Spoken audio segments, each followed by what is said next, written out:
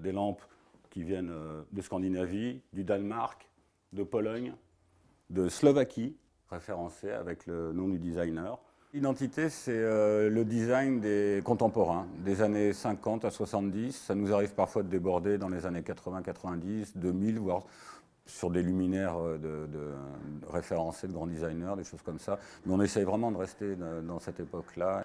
On a décidé d'ouvrir cette boutique il y a 4 ans, dans la rue des Tanneries, un petit endroit qui nous plaisait. La boutique a un passé qui est ancien et sympathique.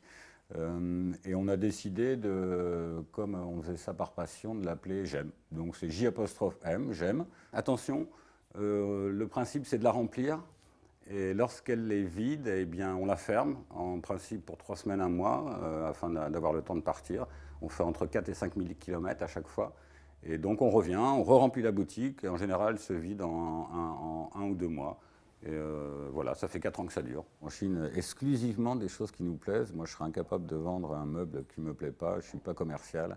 Donc, en fait, tous les objets qu'on chine seraient aptes à être chez nous également. On ramène tout ce qui nous plaît et on a des contacts avec des professionnels là-bas et également sur des déballages, on va, sur des déballages en plein air. Voilà. Et j'allais oublier, on est très connu aussi pour une chose marrante, c'est les petites veilleuses nounours Haribo. C'est des petits nounours qui ont été édités dans les années 70-80 pour Haribo. On reste toujours là.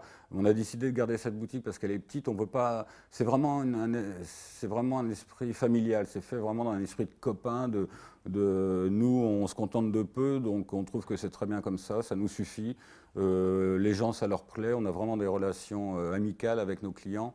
Et on n'a pas envie de s'agrandir et en faire. Après, c'est difficile aussi, hein, difficile de trouver des beaux objets, des choses. Donc, on chine également tout ce qui est céramique allemande de l'Allemagne de l'Ouest, donc des années 50 à 70. Donc, elles sont tous référencées. C'est vraiment des vases d'époque qui sont référencés et qui sont en fait très contemporains maintenant. Et il y a des gens qui vraiment les recherchent, qui les chinent vraiment spécifiquement ceux-là.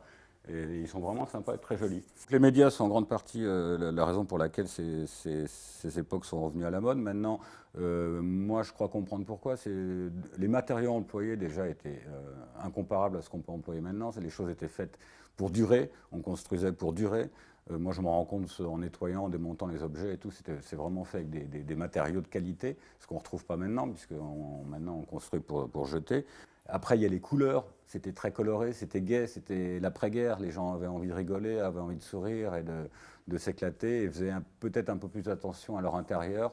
Les gens ils vont naturellement vers ces années-là parce que c'est intéressant, c'est beaucoup plus gai et beaucoup plus solide. Et design aussi, le design, c'était l'époque où les artistes se lâchaient un peu, donc ils ont eu la possibilité de faire un peu ce qu'ils voulaient. C'est jamais une vente, bon j'achète un objet, je paye, je repars. Nous on explique toujours d'où ça vient, pourquoi c'était fait comme ça, s'il y a d'autres choses concernant cet objet, s'il y a le nom du designer, l'époque, etc. On essaie toujours de donner des indications à notre client sur l'article qu'il a trouvé. C'est notre passion, donc ça se fait naturellement et je pense que les gens le ressentent. Tout ça, ça vient du cœur. C'est une passion, ça vient du cœur et notre logo représente ce qu'on fait, par amour. Voilà.